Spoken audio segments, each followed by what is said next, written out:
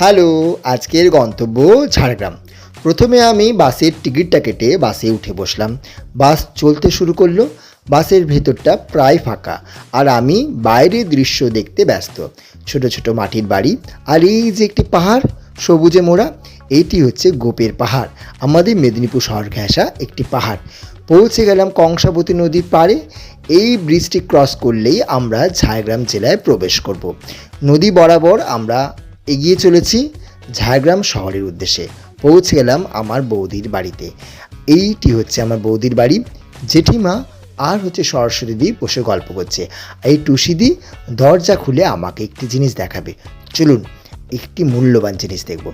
এই চেয়ারটি হচ্ছে মূল্যবান চেয়ার। এখানে নেতাজি সুভাষচন্দ্র বসু এসে বসেছিলেন। শুধুই কি চেয়ার, আরও কিছু রয়েছে এই বাড়িতে। এই আয়নাটি আরেকটি আলমারি বৌদিদের উপহার দিয়েছিল ইস্ট ইন্ডিয়া কোম্পানি।